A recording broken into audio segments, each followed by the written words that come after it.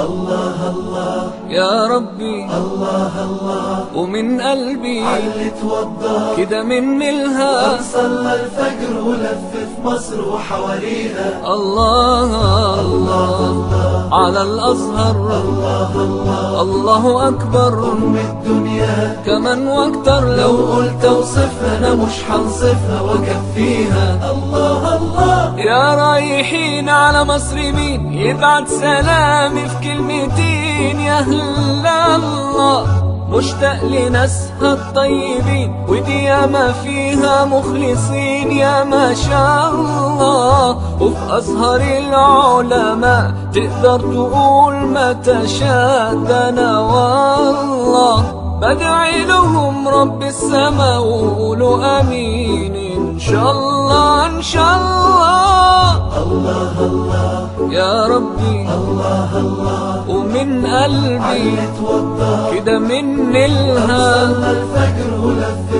مصر وحواليها الله الله على الأزهر الله الله الله أكبر أم الدنيا كمان لو واكتر قلت اوصفها انا مش هنصفها واكفيها الله الله مصر اللي زارها الخليل سيدنا إبراهيم ونهار وليل مشي فيها استجاب رب العباد لما دعاه موسى الكليم عاش فيها والسيدة العذراء اجتازت الصحراء خطويها واللي كبر على أرضها يوسف نبي وصديق وحماها الله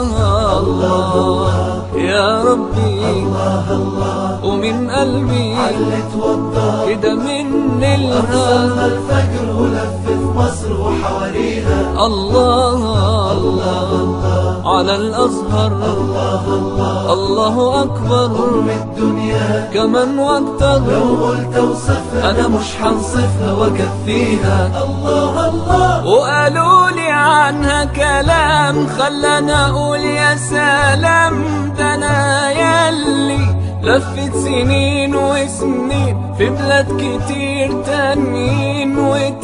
وتملي الاقي ناس بتقول جمالها غير معقول وهو بالي حسيت وانا من اهلها بحاجات تخلي العقل يطير الله الله يا ربي الله الله ومن قلبي علي توضى كده من الها صلى الفجر ولف في مصر وحواليها الله الله على الأزهر الله الله الله أكبر أم الدنيا كمان واكتر لو قلت اوصفها أنا مش هنصفها واكفيها الله الله